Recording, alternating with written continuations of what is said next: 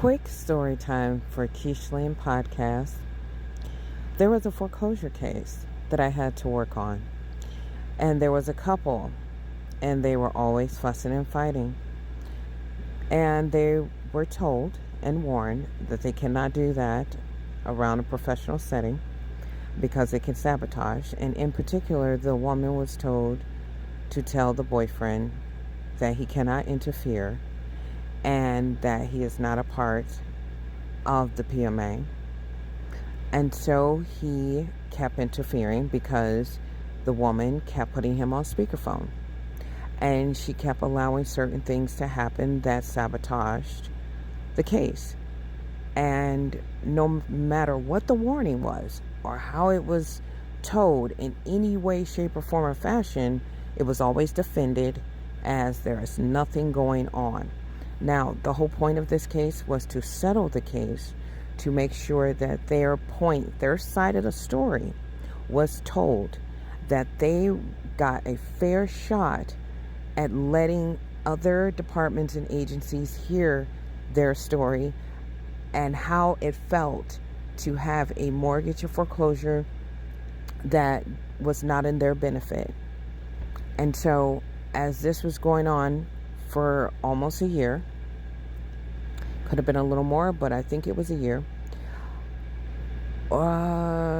Actually, it wasn't. It was under a year. So it started, I would say about 8 months, could be, or somewhere around there. Could have been 6, I don't know. But this case dragged on way too long because the couple, and in particular, a member, was not listening. They are creating disruption and didn't understand that everything was documented. And when they figured that out, it was a lash out because there was a lien put on the property. And so when it was confronted, how did the lien get on the property? Everyone said they don't know. So no one knew how a whole lien got onto a property. And then no one understood that some paperwork was signed also in that, which is right in the documents that was signed. And the agencies got the documents and the departments. And then there was no rest. It was very mentally draining because every time you tried to confront these people, they would not listen. It was always an excuse. So you tried your best to settle it, but you couldn't. So you walk away. You give a warning. You even tell them you have to do an investigation because things are not looking right. It was just really shifty how everyone kept trying to put a roadblock. And so, because of that roadblock, that's when the administrator on that case had to walk away.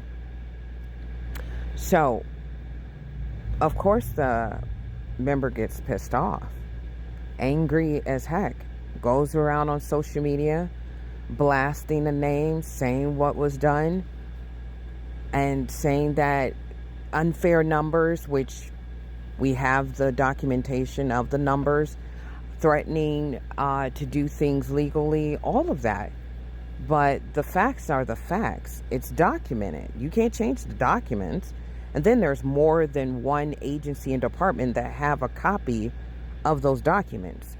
So to try and say, oh no, this person ripped me off, or this person wasn't fair, or keep stalking the person or trying to hurt the person that was trying to help you, that's mental. So and when I mean mental, I mean there's some type of reversal there.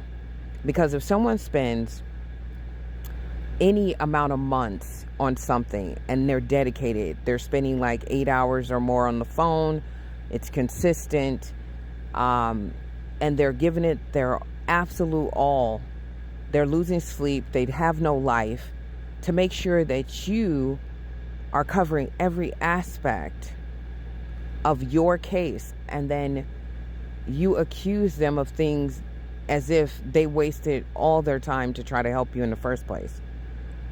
That's what I find weird on some of these cases and these claims that I do. You can only do what you can do, and we file the paperwork to the agencies so they have copies of it, so they can see it for themselves. So there's no lies there. So they can be mad all they want, the member, but the agency itself will see it, because you got to sit there. This is also very spiritual about who you are as a person. Do you have integrity? Do you have morals? Do you have respect, not just for yourself, but for others? And if you don't, that's going to cause a big problem. So anybody will walk away because they don't have to tolerate being disrespected. And of course, you're going to go back and forth. That's what arguments are for, to say, no, I feel it was this way. But again, the facts are in more than one place on documents. And they're recorded when the events happen. Yes, you could say, oh, it was forged or it's fraudulent. No, not with multiple time stamps lining up with the dates, times, and events, and then photos. You can't just do all that all at once. Who got the time, the dedication, or the worry?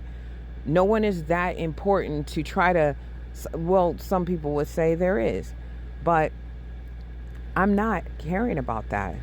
I just want people to get help, and I want them to be heard, and that's it. That's this episode of Quichelynn Claims. Thank you.